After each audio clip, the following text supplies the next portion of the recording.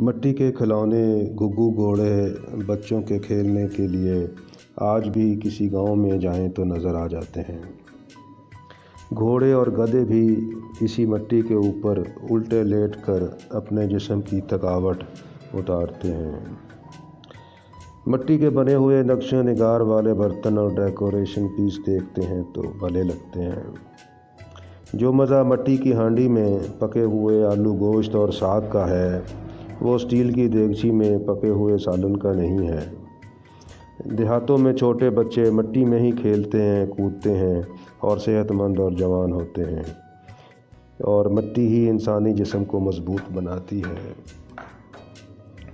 زمین پر ایک حصہ خشکی ہے اور یہ خشکی ساری مٹی ہے، اور اسی خشک مٹی پر ہم چلتے پھرتے ہیں۔ مٹی کے اوپر ہم مٹی کے ساتھ اپنے استعمال کے لیے چیزیں بناتے ہیں، عمارتیں اور سڑکیں بناتے ہیں۔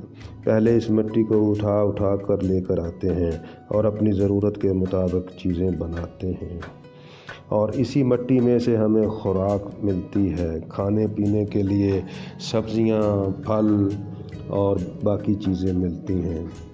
ہم پہاڑوں پر سارا دن چلتے رہتے ہیں، کام کاج میں مصروف رہتے ہیں، لیکن آرام اور سکون حاصل کرنے کے لیے ہمیں اسی زمین اور اسی مٹی کے اوپر لیٹنا پڑتا ہے۔ گرمیوں کے موسم میں جب مٹی پر بارش کی پہلی پہلی بوندیں پڑتی ہیں تو اس میں سے اٹھنے والی خوشبو سے طبیعت پر ایک اور ہی الگ قسم کا اثر ہوتا ہے، اور سونا، چاندی، ہیرے، جواہرات یہ سب کے سب مٹی میں سے نکلتے ہیں، اور مٹی ہی ان کو اگلتی ہے، سونا اگلتی ہے۔ قیمتی پتھروں میں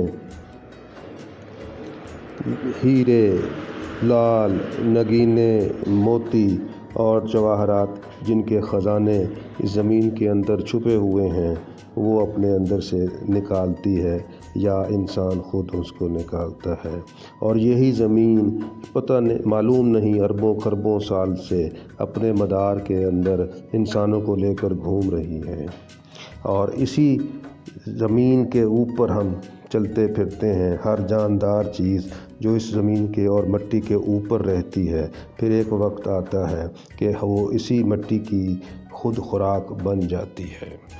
ڈاکٹر شاہد رحمان، فیصل آباد۔